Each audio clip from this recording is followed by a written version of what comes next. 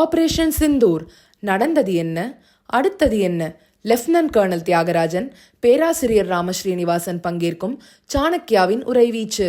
June 29 ஞாயிறு மாலை 6 மணிக்கு கிகானி ஸ்கூல் ஆடிட்டோரியம், RS புரம், கோயம்புத்தூர். அனைவரும் வருக, அனுமதி இலவசம். 2026 தேர்தலில் தேசிய ஜனநாயக கூட்டணி ஆட்சி அமைக்கும்ட்டு மத்திய அமைச்சர், உள்துறை அமைச்சர் அமித்ஷா அவங்க நேற்று சொல்லியிருக்காங்க. அதை பற்றின உங்களுடைய கருத்து என்னென்ன? அவர் சொன்னதை வரவேற்கிறோம். தேசிய ஜனநாயக கூட்டணி ஆட்சி தானே. கூட்டணி ஆட்சி, கூட்டணியில் யார் இருக்கா இல்லைங்கிறதெல்லாம் நான் சொல்ல முடியாது. இன்றைக்கி எங்கள் மாநில தலைவர் திரு நயினார் நாகேந்திரன் அவர்கள் சொல்லியிருக்காங்க, அண்ணன் EPS அவர்கள் தான் முதலமைச்சர் அப்படின்ட்டு இருக்காங்க. முதல்ல திமுக ஆட்சியை மாற்றுவாங்க, அதானுங்க ரெண்டு கட்சியோட நோக்கம். அதை நோக்கி தான் பயணிக்கிறோம். இந்த மாதிரி ஏதாவது சின்ன சின்ன பிரச்சனைகளை உருவாக்கி கூட்டணிக்குள்ளே குழப்பத்தை உண்டு பண்ண முடியுமான்னு திமுக உள்ளிட்ட எதிர்கட்சிகள், அதற்கு ஆதரவாக இருக்கக்கூடிய கட்சிகள் எல்லாம் எவ்வளோ குழப்பத்தை ஏற்படுத்த முடியுமோ ஏற்படுத்தி பார்ப்பாங்க. எப்படியாவது ஒரு பலமான கூட்டணி எதிரடியில் ஏற்பட்டு விடக்கூடாது என்பது திமுகவுடைய நோக்கம். முதல்ல திமுகவை மாற்றுறதாங்க லட்சியம். மற்றதெல்லாம் அப்புறம் எங்கள் ஐயா அமித்ஷா பார்த்துக்குவாங்க, மாநில தலைவர் நயினார் நாகேந்திரன் பார்த்துக்குவாங்க. நாங்கள் கட்சி வேலையை பார்ப்போம். எந்த கூட்டணியில் எந்தெந்த தொகுதியில் எங்கெல்லாம் போட்டியிடுறோமோ அத்தனை இடங்கள்லையும் 234 தொகுதியிலையும் வெற்றி பெறதுக்கு பாடுபடுறதுக்கு பாஜகவினுடைய ஒவ்வொரு தொண்டரும் நிர்வாகிகளும் தயாராகி கொண்டிருக்காங்க. 2 மாதம் முன்னாடி அமித்ஷா அவங்களும் EPS அவங்களும் 2 பேரும் உட்கார வச்சு தான் சொன்னாங்க. ஆனால் ரெண்டு பேருக்கும் ஒரு புரிதல் இல்லாமல் இருக்குது. அதிமுகவுக்கும் சரி, பாஜகவுக்கும் சரி. ஏன்னா மாற்றி வார்த்தை போகுது. நீங்கள் இன்றைக்கி NDA ஆட்சி அமையன்னு சொல்கிறீங்க, கூட்டணி ஆட்சி அமையன்னு சொல்கிறீங்க. ஆனால் ராஜேந்திர பாலாஜி அவர்கள் முதலமைச்சர் தான் EPS அவங்கன்னு சொல்கிறாங்க, கூட்டணி ஆட்சி அமையாது. இல்லை, ரொம்ப தெளிவாக ஏற்கனவே சொன்னாங்க. NDA கூட்டணியினுடைய ஆட்சி, இது ஒரு கூட்டணி தானேங்க. இப்போ இந்தியாவை பொறுத்த வரைக்கும் இது NDA கூட்டணியினுடைய ஆட்சி. தமிழகத்தில் அண்ணா திராவிட முன்னேற்ற கழகத்தில் தலைமையில் உள்ள ஆட்சி. கூட்டணி கட்சிகள்லாம் சேர்ந்து வெற்றிக்கு பாடுபடுறோம். அதிமுக ஆட்சி அமைக்க போகுது. இதானங்க இப்போ இருக்க நிலவரம். அதுதானங்க எங்கள் தலைவர் நயினார் ரொம்ப தெளிவாக சொல்லியிருக்காங்க. அவர் தான் முதலமைச்சரோடனே முடிஞ்சு போச்சில் யார் முதலமைச்சரோ அதுதானே ஆட்சி. இதில் ஏன் மாற்றி எல்லா நிருபர்களும் கேள்வியை மாற்றி போட்டு கேட்டுக்கிட்டே இருக்கீங்க? சார், இது கேள்வி கேட்கறதுக்கு இல்லை சார். திரும்ப நீங்களே தான் ஒரு இஷ்யூவை நீங்களே தான் அட்ரஸ் பண்ணுறாங்க. கூட்டணி ஆட்சின்றாங்க, கூட்டணி ஆட்சி இல்லைன்றீங்க.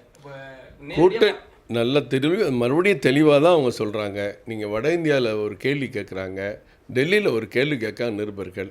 NDA கூட்டணி ஆட்சிங்கிறது, NDA கூட்டணிங்கிற வார்த்தையே சொல்லக்கூடாதா? அது என்னங்க அது? அப்படி இல்லைங்க. அது அண்ணன் EPS அவர்களுக்கு நல்லா தெரியும்.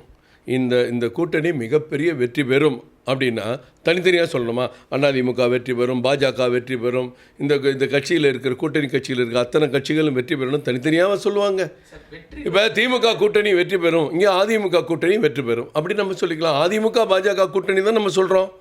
பாஜக அதிமுக கூட்டணி தான் சொல்கிறோமா? வெற்றி பெறுறது வேற, கூட்டணியில் ஆட்சிக்கு வர்றது வேற.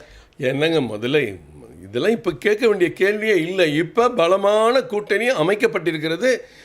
அண்ணா திராவிட முன்னேற்ற கழகத்தினுடைய பொதுச் செயலாளர் தெளிவாக சொல்லியிருக்கிறாரு. இன்னும் மேலும் பல கட்சிகள் இந்த கூட்டணி இணைய இருக்கிறதுன்னு சொல்லியிருக்கிறாரு. அதற்கான பணிகள் அவங்க பார்த்துட்ருக்காங்க. இருக்கிற கூட்டணியை உடைக்கிறதுக்கு எதிர்கட்சிகள் குள்ளநெறி வேலைகளை இதை பற்றி பேசிகிட்டு இருக்காங்க. 2024 நாடாளுமன்ற தேர்தலில் உங்களோட இருந்த ராமதாஸ் அவங்களுடைய கட்சி இன்னைக்கு போய் செல்வ பெருந்தகை அவங்க போய் பார்த்துருக்காங்க தைலாபுரம் தோட்டத்தில், நிறுவனர் ராமதாஸ் அவங்கள. அதை பற்றின உங்களுடைய கருத்து? பார்க்கட்டும்.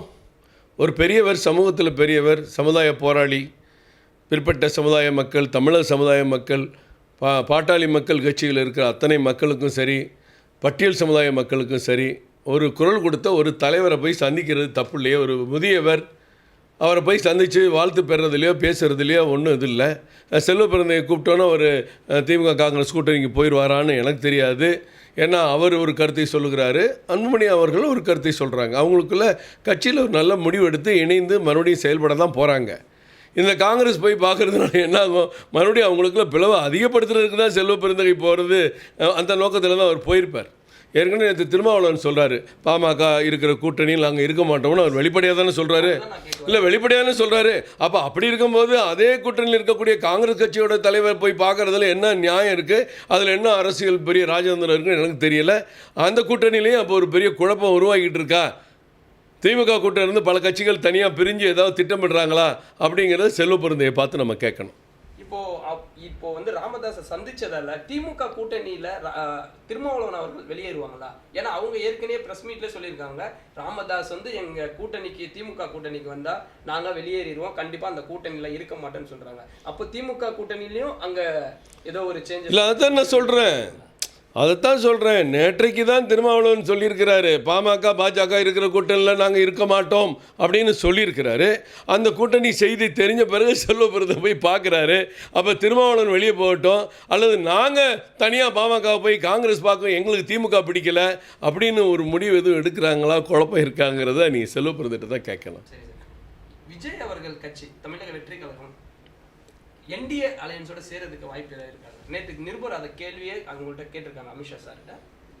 அதை பற்றின உங்களுடைய கருத்து? இதைத்தான் நான் முதல்ல சொல்கிறோம். நீங்கள் கேட்டால் தப்பு இல்லை, நாங்கள் கேட்டால் நாங்கள் சொன்னால் தப்பு. என்டிஏ அலையன்ஸுன்னு சொல்கிறீங்கல்ல, அப்போ என்ன, அது கூட்டணி தானே. அது கூட்டணிங்கிற வார்த்தையே சொல்லக்கூடாதுங்கிற மாதிரி ஒரு கற்பனையில் எல்லோரும் பேசிகிட்டு இருக்கீங்க. இல்லை அதை அப்போ இல்லை, நீங்கள் சொன்னால் தப்பு இல்லை, நாங்கள்லாம் சொன்னால் தப்பு, பரவாயில்ல. நீங்கள் இந்த சொன்னதுக்காக நான் திருப்பி இதை மேற்கோளை நான் காட்ட விரும்பினேன், வேறு ஒன்றும் இல்லை. விஜய் அவர்கள் தனியாக கட்சி தொடங்கியிருக்கிறாங்க. இப்போ 4ஆம் தேதி செயற்குழு கூடுதுங்கிறாங்க. அவங்களும் தமிழக தேர்தலை சந்திக்கணும். அவங்களுடைய இலக்கு, கொள்கை என்ன, லட்சியம் என்னங்கிறது அவங்களுக்கு தான் தெரியும். அவங்க பெரிய மாநாடு போட்ட பிறகு அப்பப்போ அறிக்கைகள், சந்திப்புகள் நடந்துக்கிட்டு இருக்கு.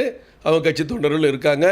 அவங்களுக்கும் தமிழ்நாட்டில் ஒரு ஆட்சி மாற்றத்தை, திமுக ஆட்சியை மாற்றணுங்கிற ஒரு கொள்கை இருக்குங்கிறத ஆரம்பத்திலிருந்தே அவர் சொல்லிகிட்டு இருக்கார். அப்போ திமுக ஆட்சியை மாற்றுறதுக்கு அவரும் உறுதுணையாக ஒன்று சேர்ந்து ஒரு பலம் மிகுந்த அணியை அமைப்பாரா என்னங்கிறதெல்லாம் ஐயா அமித்ஷா இன்னைக்கு இப்போ சொல்லியிருப்பதை போல் அது காலம்தான் பதில் சொல்லும். இன்னும் காலம் இருக்கிறது என்று அதை எடுத்துக்கலாம். அண்ணன் நைனா நாகேந்திரன் அவர்கள் சொல்லியிருக்கிறாங்க, பொறுத்திருப்போம் பாருங்கள் என்று சொல்லியிருக்கிறாங்க. இன்னும் இதை பற்றி அவங்க விஜய் அவர்கள் எந்த கருத்தும் சொல்லலை. பொறுத்திருப்போம் பார்ப்போமே. இப்போ என்ன அவசரம், நோக்கம் என்ன? அவங்க என்ன திமுகவுடைய ஊழலை கண்டிக்கிறாரு, அராஜகத்தை கண்டிக்கிறாரு, திமுக என்ன செயல்படுதுன்னு ஒவ்வொரு அறிக்கையிலையும் கேட்டுட்டு இருக்காருல்ல. அப்போ எதிரணியோட திமுக வேண்டான்னு சொல்கிற மக்களுடைய வாக்குகள் பிரியக்கூடாதுன்னு கூட நினைக்கலாம். அது பொறுத்திருந்து தான் பார்க்கணும். எங்கள் ஐயா அமித்ஷா இன்றைக்கி சொல்லியிருப்பதை போல் பொறுத்திருந்து பார்ப்போம்.